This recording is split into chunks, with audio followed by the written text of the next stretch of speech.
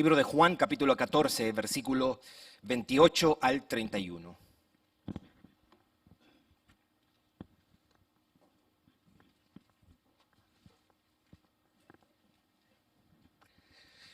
Dice la palabra de Dios, versículo 28. Habéis oído que yo os he dicho, voy y vengo a vosotros. Si me amarais, os habríais regocijado, porque he dicho que voy al Padre, porque el Padre mayor es que yo. Versículo 29, y ahora os lo he dicho antes que suceda, para que cuando suceda, creáis. Versículo 30 dice, no hablaré ya mucho con vosotros, porque viene el príncipe de este mundo, y él nada tiene en mí. Mas para que el mundo conozca que amo al Padre, y como el Padre me mandó, así hago. Levantaos, vamos de aquí. Quiero leer un par de párrafos que escribió Jonathan Edwards en el año 1746. En realidad fue la publicación de unos sermones que él predicó años antes. Y en su libro, Los afectos religiosos. Y él dice algo que quiero que leamos, quiero que escuche para introducir este sermón, para que nos dé un poquito de idea de qué vamos a hablar hoy. Escuche lo que él dice. Si la religión verdadera tiene mucho que ver con nuestras emociones, tenemos mucho de qué avergonzarnos al ver que las realidades espirituales nos afecten tan poco. ¿Cuán común es que las emociones humanas se ocupen con todo lo imaginable, menos con las realidades espirituales? En los intereses mundanos, en los deleites externos, las reputaciones y las relaciones naturales, en estas situaciones los deseos de la gente son fuertes, su amor vivo y su celo ardiente. Pero en cuanto a las cosas espirituales, cuán insensibles son la mayoría de las personas.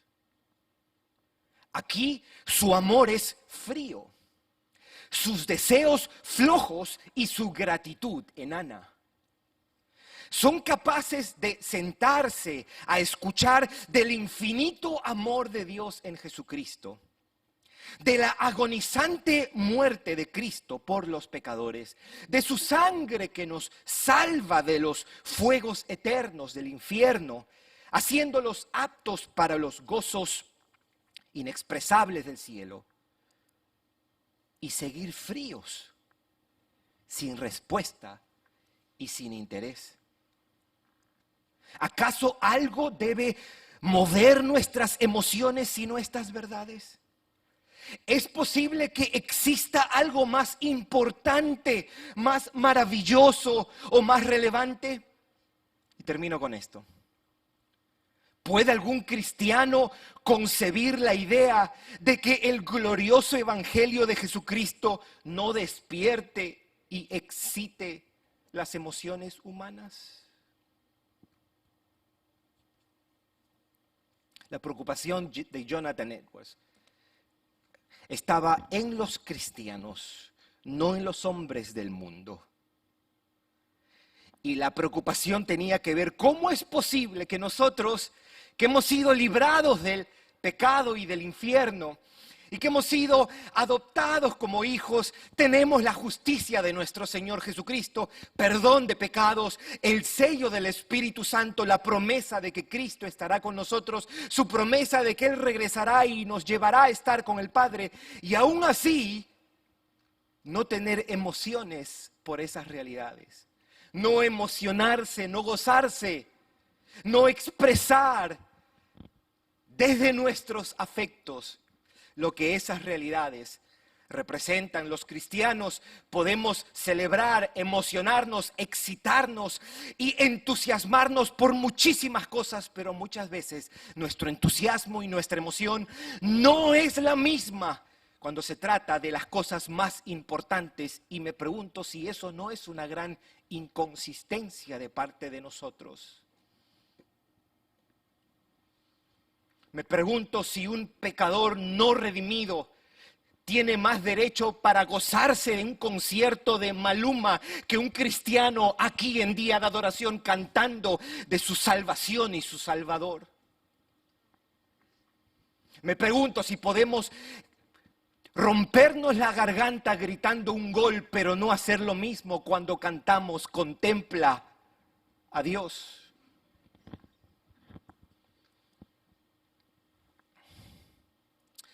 Jesús reclama eso a sus discípulos. Y esto está por encima de si tú eres reservado o reservada. El reservado, el día que se encuentre en el infierno, dejará de ser reservado. Y el reservado, el día que se encuentre en el cielo, va a explotar de gozo de ver a su Salvador y Señor.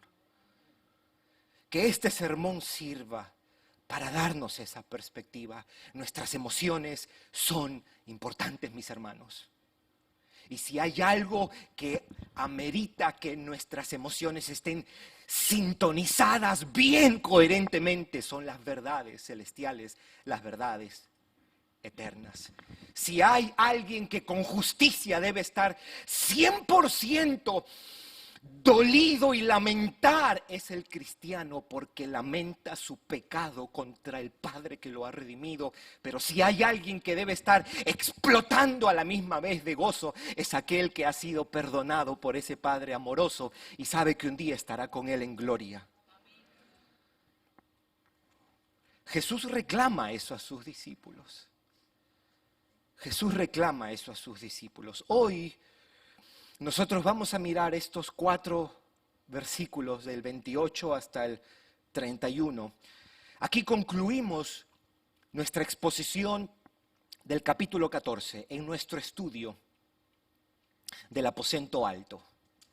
Hoy vamos a terminar este capítulo. A partir de la semana que viene empezamos con el capítulo 15, cuando Jesús habla: yo soy la vid, vosotros sois los pámpanos. Solamente quiero recordarle cuál era el tono o cuál es el tono de este capítulo. Y es el consuelo y el ánimo para darles esperanza. Jesús sabe que sus discípulos están angustiados y temerosos. Y lo sabe por varias razones. Él les ha dicho a ellos: yo me voy. Después saben que Judas lo va a traicionar. Y número 3, ellos han visto a Jesús ser conmovido en espíritu. Nunca lo habían visto así. Horas previas a él a ser arrestado, flagelado y eventualmente crucificado, él siente el peso de lo que está a punto de pasarle y los discípulos lo perciben. Y todo eso hace que ellos estén angustiados, y Jesús usa toda esta parte del discurso del aposento alto para traerles esperanza. Por ejemplo, Él les dice: no se turbe vuestro corazón, lo dice en el versículo 1 y lo dice en el versículo 27 y 28. Después Él les dice: yo voy a la casa de mi Padre a preparar lugar para ustedes, y yo vendré y los llevaré nuevamente. Después les dice: yo les voy a dar el Espíritu Santo para que los ayude, no los voy a dejar huérfanos. En el versículo 18, mi Padre y yo vendremos y haremos morada en ustedes. Y después les dice: el Espíritu Santo les va a recordar y enseñar todas las cosas, y mi paz se las voy a dejar. Todo esto Jesús le está diciendo a sus discípulos con la meta de producir paz y esperanza en medio de un tiempo de angustia. Ese es el tono del capítulo 14. Ahora lo que nosotros vamos a mirar desde estos 4 versículos son 3 cosas que Jesús dice acerca del mismo. Iremos brevemente. Y al final vamos a mirar cuál es la reacción que el Señor espera mientras Él les dice estas cosas. Voy a resumir en 3 cosas lo que ha dicho Jesús. Número 1, Él les dice a ellos que el Hijo va al Padre. Número 2, les dice que el Hijo está libre del poder del diablo. Y número 3, que el Hijo ama al Padre. Esas son las 3 cosas que Jesús le dice a su discípulo. Después vamos a mirar cómo eso nos exhorta, cómo eso nos anima. Número 1, el Hijo va al Padre. Leamos el versículo 28. Dice: habéis oído que yo os he dicho, voy y vengo a vosotros. Si me amarais, os habrías regocijado, porque he dicho que voy al Padre, porque el Padre mayor es que yo. Antes de entrar en materia con esta parte del Hijo va al Padre, quiero aclarar algo, porque para algunos esto puede ser problemático. No creo que sea problemático esto que Jesús diga el Padre es mayor que yo. Él no está diciendo que el Padre es mayor en el sentido de que Cristo es menos Dios y que el Padre es más Dios que Él. Nosotros debemos leer esto a la luz de otras cosas que Jesús ha dicho y ha hecho, como por ejemplo cuando Él le dice a sus discípulos en Juan 10:30 que el Padre y yo somos uno. Si Jesús no fuese Dios, Jesús no sería digno de nuestra obediencia, de nuestra admiración tampoco, porque Él dejó que sus discípulos lo adoraran. Él hubiese estado en un flagrante pecado al dejar que sus discípulos lo adoraran si Él no fuese Dios. Además, nosotros en capítulos más adelante, Tomás le dice a Jesús, ¿se acuerda? Señor mío y Dios mío. Si Jesús no fuese Dios, inmediatamente hubiese corregido a Tomás y le hubiese dicho, hey Tomás, bájale un cambio ahí, yo no soy Dios. Lo que Jesús en un sentido está diciendo es, yo voluntaria y gozosamente me subordino al Padre. Me someto al Padre para llevar a cabo la obra de redención. No soy menor esencialmente, mi esencia no es menor que la del Padre. El Padre y yo somos uno, somos Dios, pero yo me someto al Padre. Y yo quiero recordarles que, y esto lo hemos dicho en otras ocasiones cuando hemos hablado acerca de la sujeción de una esposa, que sujeción no supone inferioridad.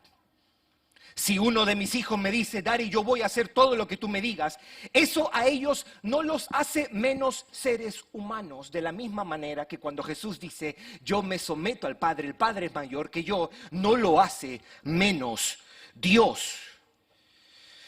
En su rol y función de mediador, Él voluntaria y gozosamente se subordina, se somete al Padre para hacer su voluntad. Alguien me diría, ¿y de dónde yo saco todo eso? El mismo texto nos dice en el versículo 31. Mire lo que dice. Mas para que el mundo conozca que amo al Padre y como el Padre me mandó, así hago.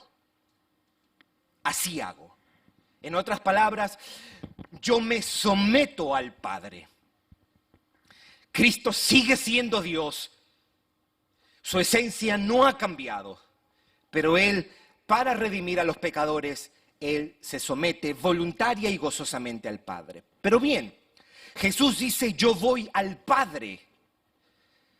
Esto es una manera de Él decir, mi obra está acabando. Mi obra está acabando. Y eso incluye el hecho de que voy a preparar, ¿se acuerda el versículos 1 y 2? Yo voy a preparar un lugar para ustedes en la casa de mi Padre. Note que Él dice, voy, pero también vengo a vosotros. Mi partida no es definitiva. Yo volveré y los llevaré. Si usted nota, por ejemplo, en este mismo pasaje, en varias ocasiones Él habla de irse y volver. Si usted mira el capítulo 14, en los versículos 2, por ejemplo, Él dice, voy pues a preparar lugar para vosotros.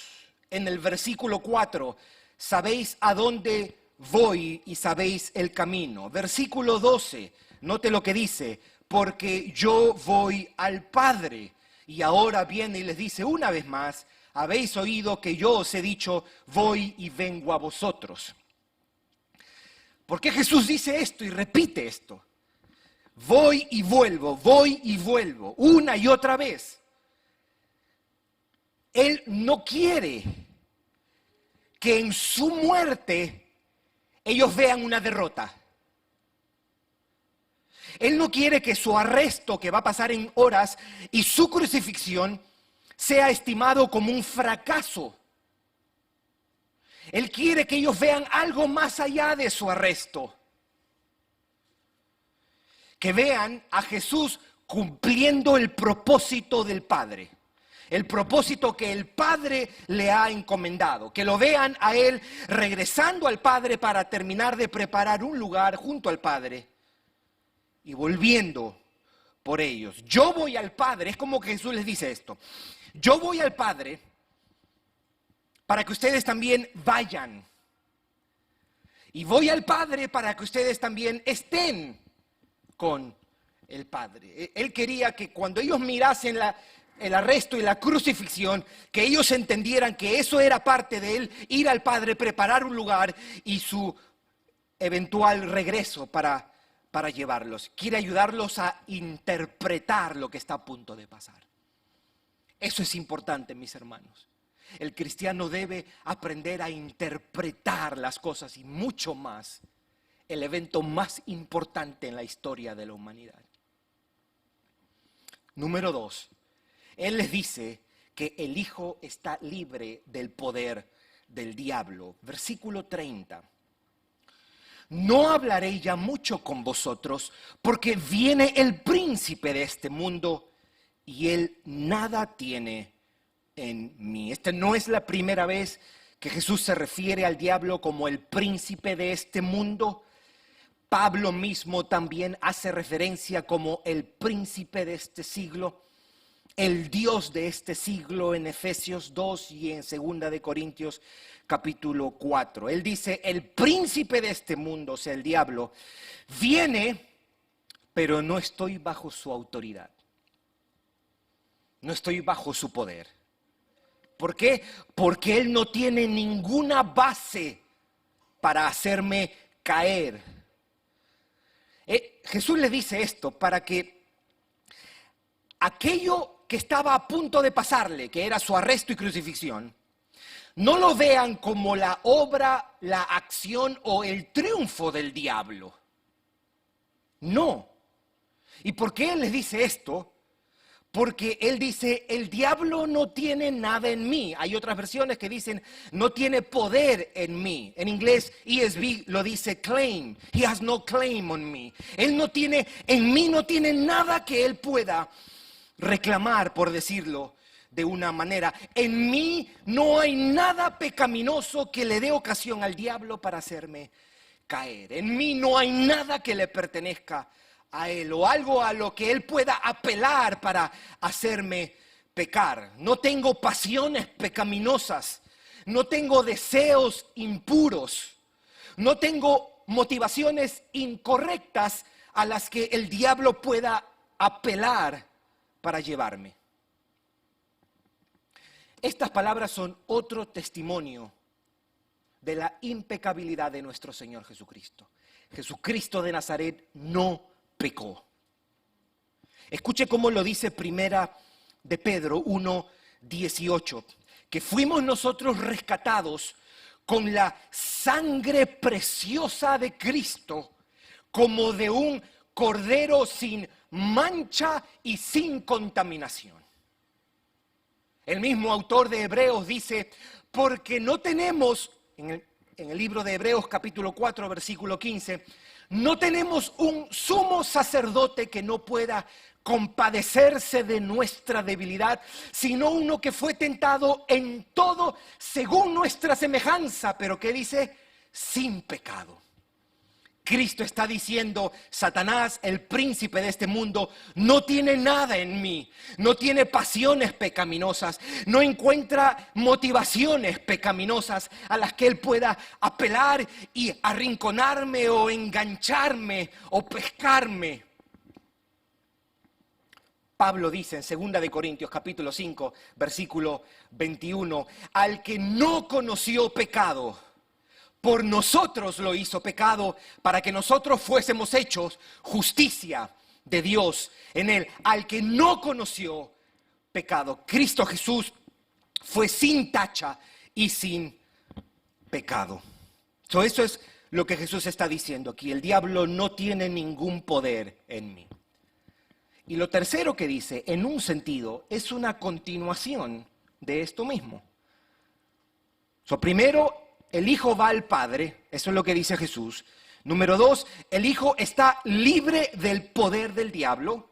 Y número 3, el Hijo ama al Padre. Versículo 31, mas para que el mundo conozca que amo al Padre y como el Padre me mandó, así hago. Jesús está confesando que lo que le movía a él es el amor al Padre. Siempre Jesús fue motivado por el amor a su Padre. Lo que movía a Jesús era el propósito del Padre, la voluntad del Padre, la gloria del Padre. Es como que Jesús está diciendo, estoy tan limpio en mi interior y estoy tan vendido a mi Padre. En mí no hay amor dividido. En mí no hay una devoción fragmentada. En mí no hay lealtades divididas. Mi meta es mi Padre y a Él voy. El diablo no tiene nada que ver con esto. Satanás no tiene ninguna autoridad sobre mí, no tiene ninguna influencia en mí, porque lo que me gobierna es mi amor por el Padre. Esto es algo que después en el capítulo 15 y 16 se va a desarrollar. Porque en el capítulo 15, versículo 9, él ahora cambia y dice, como el Padre me ha amado, así yo os he amado. Estos capítulos nos presentan esta relación amorosa de deleite mutuo y de gloria mutua que ha existido desde la eternidad. Antes de haber sido creado el primer ser humano, ya existía un Dios en tres personas amándose el uno al otro. Por eso somos seres que necesitamos ser amados, porque aquel que nos creó es un ser intrínsecamente relacional. Por eso la redención tiene que ver con ser incorporados nuevamente a esa relación, a esa comunión trinitaria, y nuestro futuro, eso es lo que nos aguarda. Estaremos con el Dios Trino por la eternidad. Ahí se acabaron los malos entendidos. Esa es nuestra esperanza. No va a haber problemas entre nosotros, porque Cristo va a ser tan visto, tan atesorado, que vamos a decir, lo único que quiero es honrarlo a Él. Eso va a ser increíble, mis hermanos. Cuando usted tenga un problema con alguien que es de la fe, mírese y diga, con esa persona me voy a amar. Quizá eso te ayude a perdonar y a tolerar. Y decirle, hey, practiquemos aquí lo que va a ser una realidad por la eternidad en los cielos. El Hijo ama al Padre. Perfecto. Él es el único que puede hacer eso bien. Por eso es que Friedrich Nietzsche, el filósofo alemán, hablaba de hay que buscar ser como el superhombre. El superhombre que no está sujeto a estas debilidades y deficiencias. No hay tal cosa, Friedrich Nietzsche. El único superhombre se llamó Jesús de Nazaret, movido por el amor al Padre. Bien, tres cosas dice Jesús entonces. El Hijo va al Padre, el Hijo está libre del poder del diablo y el Hijo ama al Padre. Quiero resumir esto. El Hijo de Dios, que no está bajo el poder ni la influencia del diablo, Él, en obediencia al Padre y por amor al Padre, ahora entrega su vida y ahora va al Padre y así cumple todo lo que le ha mandado. Esto resultará en la preparación de un lugar para su pueblo, al que pronto vendrá para llevarnos con él. Cristo viene, mis hermanos, a llevarnos a estar con él en gloria. ¿Cuál es la reacción que el Señor espera? ¿Cuál es la respuesta que debemos observar o qué espera Cristo de nosotros? Y hay dos cosas que este texto nos dice. Hay dos cosas que Él espera. Él está buscando dos cosas. Número uno, fe. Y número dos, gozo. Él espera que esto, lo que Él le ha dicho que Él va a hacer, traiga fe a sus corazones y gozo a sus corazones. Espera que creamos, por extensión, espera que creamos y espera que nos regocijemos. Número uno, breve, Él espera que nosotros creamos o que tengamos fe. Versículo 29, mire lo que dice. Versículo 29 del capítulo 14. Y ahora os lo he dicho antes que suceda, para que cuando suceda, creáis. Él quiere que sus discípulos, al ver todo esto, Jesús les está anticipando todo lo que va a pasar. Pero lo que Él quiere es que ellos vean todo esto y crean, confíen. Debo decir esto. Juan, en el capítulo 20 de su Evangelio, él explica cuál es la meta que él tiene para escribir estos 21 capítulos que nosotros tenemos aquí. La meta de Juan está en Juan 20, 31. Escuche lo que él dice. Pero estas cosas se han escrito, es decir, este Evangelio y todo lo que Jesús ha hecho se ha escrito para que creáis que Jesús es el Cristo. Si tú le preguntabas a Juan, ¿qué tú perseguías con el Evangelio? ¿Qué tú estabas buscando? Yo estaba buscando que la gente crea que Jesús es el Cristo. Lo mismo que Jesús. Jesús quiere que sus discípulos crean, que confíen, que tengan fe.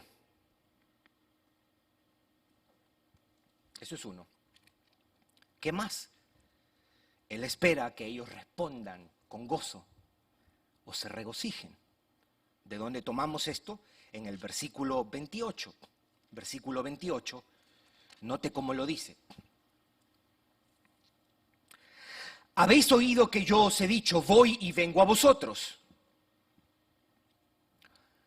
Si me amarais, os habríais regocijado, porque os he dicho que voy al Padre, porque el Padre es mayor que yo. Ahora, no es difícil deducir que esto es una reprensión que Jesús les está haciendo a sus discípulos. Ahora bien, aunque esto está escrito o expresado como una llamada de atención o como un reclamo, Él le dice, ustedes deberían haberse regocijado. Lo evidente de este texto es que estas cosas que Jesús les dice debió haber producido gozo en sus discípulos. Esa es la expectativa que Él tiene. Él quería que estas cosas hubiesen producido un gozo en el alma de sus discípulos. Él ya les había dicho, ¿se acuerda el sermón pasado? Que Él venía a traer paz. La paz os dejo, mi paz os doy, no os la doy como el mundo la da, no se turbe vuestro corazón ni tenga miedo. Pero ahora también les dice que Él es la fuente de nuestro gozo. No solo es paz, sino también gozo. Aquí nosotros tenemos las fuentes o la fuente de la verdadera paz y el gozo. Amén. Quiero decir algunas cosas para concluir con esto. Algunas palabras, algunas observaciones y palabras de aplicación. La primera es que hay una relación entre la fe y el gozo. Hay una relación entre la fe y el gozo. Y lo primero que yo debería decir es esto. El gozo cristiano es una característica de la fe en Cristo. No digamos que tengo fe en Cristo y no tengo gozo cristiano. O pudiéramos decir el gozo cristiano debe ser el efecto necesario de la fe en Cristo. Por eso yo creo, una manera de saber que estamos creciendo en fe es mirando nuestro gozo. Entiéndase nuestro gozo en Cristo, no nuestro gozo por las cosas que Él nos da. Si quiero saber si estoy confiando en Dios, debo medir la calidad, la duración y la profundidad de mi gozo. La extensión y la intensidad de mi gozo me demuestra mi fe. Si nuestro gozo es débil, es porque nuestra confianza es débil, mis hermanos. Si nuestro deleite en Cristo es frágil, es porque nuestra fe en Él es frágil. Eso es lo primero que quería decir. Lo segundo es haciendo eco de las palabras de Jesús y haciendo eco de las palabras de Jonathan Edwards que leí al comienzo del sermón. Crecer en la fe es crecer en la correcta expresión de nuestras emociones. Quiero decir que crecer en Cristo incluye responder apropiadamente en nuestras emociones a la verdad bíblica. El cristiano no puede meditar y ponderar el infierno sin llenarse de horror. Y yo creo que muchas veces pasa eso porque usamos conceptos bíblicos para expresar cosas que no tienen nada que ver con la realidad que el texto quiere comunicar. Por ejemplo, yo creo que nosotros no deberíamos decir, está haciendo calor como el infierno. ¿Sabe por qué? Porque en ese momento le hemos quitado el filo a esa palabra, a ese concepto. ¿Me explico, mis hermanos? Tampoco debería decir, me sentí como en el cielo cuando estaba comiendo esto. Creo que deberíamos reservar las palabras y dejarlos que ellos expresen aquella realidad que la Biblia me invita a que exprese. El cristiano debe experimentar o sentir alguna sensación de horror ante el infierno, de dolor ante el propio pecado. Debemos experimentar verdadero consuelo en el perdón, esperanza cuando contemplamos la realidad del cielo. Nosotros pudiéramos y debiéramos orar, Señor, haz que nuestros corazones respondan adecuada, piadosa y coherentemente a las verdades de quién tú eres y a la verdad de nuestra salvación.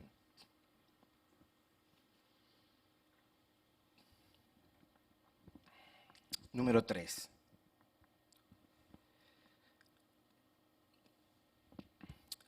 Pensando en estas palabras de Jesús, el diablo no tiene nada en mí, dice él.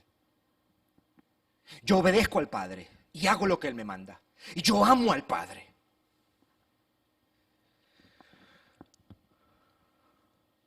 Concluyo que la perfección de Cristo es nuestra aspiración y nuestra esperanza. Dos cosas. Cristo fue el único ser humano perfecto.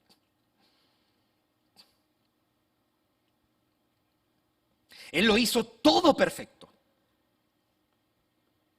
Y ahí está nuestra aspiración y nuestra esperanza. Nuestra aspiración debe ser la imitación de la vida de Cristo, la imitación del carácter de Cristo, su carácter puro y sin pecado y sin mancha, su vida intachable, de obediencia y amor al Padre deben ser nuestras aspiraciones. Nosotros debemos aspirar a vivir como Cristo vivió aquí. Primero, porque eso es lo que Dios está haciendo. Hacernos más como Cristo. No solamente en conducta, sino en carácter. Dios nos quiere hacer personas humildes, sencillas, dependientes, generosas, compasivas, pacientes, amantes de Dios, dependientes de Dios.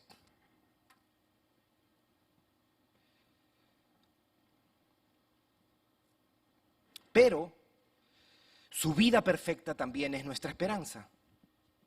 ¿Y por qué digo esto? Porque nuestra imitación y esfuerzo por ser como Él son tan incompletos y defectuosos. Amén. Nuestro esfuerzo por ser como Él son tan imperfectos e incompletos que el creyente honesto se frustra, se amarga y se decepciona cuando uno comienza a descubrir qué defectuosos somos. El verdadero creyente sabe lo que estoy diciendo, porque usted dice: yo quiero ser más compasivo, yo quiero ser más compasivo, y cuando notas que no lo eres, te frustras y te decepcionas de ti mismo y te amargas. Dios quiera que esto no te pase por arriba. Cuando el creyente ha sido salvado y sabe que no hay nada que pueda hacer para comprarse el favor de Dios, entonces quiere imitar a Cristo y ser como Cristo. Y anhela su compasión, anhela reflejar su humildad, su generosidad. Y en ese intento, en esa aspiración, se va a chocar con una pared, la pared de su incompetencia y de su propia pecaminosidad. Y va a llorar y se va a amargar y se va a frustrar y en ocasiones se va a avergonzar de sí mismo y se va a dar hasta asco. El querer el bien está en mí, pero no el hacerlo. Al final no hago el bien que quiero, sino el mal que no quiero, eso termino haciendo. ¿Se acuerda? Miserable de mí, ¿quién me podrá librar de este cuerpo de muerte? Pero a Pablo se le prendió el foquito. Porque él dijo: más gracias sean dadas a Dios por nuestro Señor Jesucristo. Por eso digo que la perfección de Cristo no solo es nuestra aspiración, la perfección de Cristo también es nuestra esperanza. Nuestra esperanza. Ahí confiamos en que esa perfección de Cristo, esa obediencia perfecta es nuestra por la fe. Esa justicia ha sido puesta a nuestro favor. Es cierto que Cristo hizo todo perfecto, pero hay algo que debemos recordar y creer. Y debemos añadir que Él lo hizo todo perfecto a nuestro favor. Él amó al Padre por nosotros. Él caminó en santidad por nosotros. Obedeció al Padre en todo lo que le mandó por nosotros. Por su obediencia, por su fidelidad al Padre, Él obtuvo una justicia perfecta a nuestro favor. Por eso, su perfección de vida, su carácter, su pureza de carácter y conducta es nuestra aspiración, pero también es nuestra esperanza. Por último, Jesús es verdadero gozo. O debería decirlo, estas son las cosas que no solo deben producirnos gozo. En realidad, esto es lo que Cristo ha dicho, son las cosas que solo nos pueden traer verdadero y sólido gozo.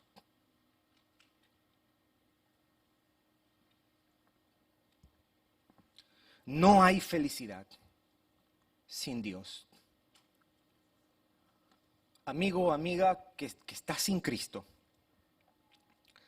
hay algo que tú como no cristiano y nosotros como cristianos tenemos en común. Y es que tanto tú como nosotros, los creyentes, los que se llaman cristianos, estamos persiguiendo la dicha, el gozo y la felicidad. De eso nadie tiene cuestionamiento. Todo ser humano, desde que nace, está buscando ser feliz, está buscando la dicha. El problema es que si el lugar en que lo estamos buscando es el correcto, incorrecto, estaremos viviendo un engaño, una mentira, una farsa. Por eso Jesús dijo, yo soy el camino, yo soy la verdad. Vivir sin Cristo es vivir una mentira. Y creer que sin Cristo se puede obtener verdadera dicha y felicidad es el engaño más grande que Satanás ha hecho a la humanidad. No existe felicidad sin la fuente de la felicidad.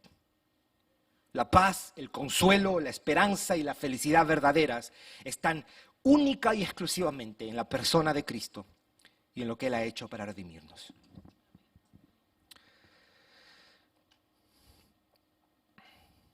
Mi amado hermano, mi amada hermana, tú que estás en Cristo, tú tienes base, asidero, fundamento para ser la persona más feliz de tu familia, de tu vecindario, de tu ciudad. Cristo te ha redimido. Tiene la justicia de Cristo. Has sido adoptado como hijo de Dios. Tienes el Espíritu de Dios que mora en ti. Tienes la promesa de que no te van a dejar, porque Cristo dijo, he aquí, yo estoy con vosotros todos los días hasta el fin del mundo. Tienes la promesa de que Él volverá. Él va a volver. Y Él te llevará a estar con Él para que moremos eternamente en la casa de nuestro Padre. El lugar que Isaías y Pedro llamaron cielos nuevos y tierra nueva, donde mora la justicia. La existencia terrenal es cortita, mi hermano. Es cortita. Y no está prometida la felicidad terrenal aquí. Lo que sí hay es felicidad en Cristo. Que el Señor nos dé corazones que estén calibrados con las realidades celestiales, eternas que Cristo logró para nuestro favor. Es por eso que Pedro y Pablo lo dijeron muy bien. Pedro dijo, nos dio una cátedra de lo que es gozarse y alabar a Dios por las razones correctas. Si tu adoración y tu gozo está cimentado en que te va bien en tu matrimonio, en que tienes salud, en que tienes un buen trabajo e hijos que no han hecho cosas malas, tu gozo y paz es muy frágil. Es muy frágil.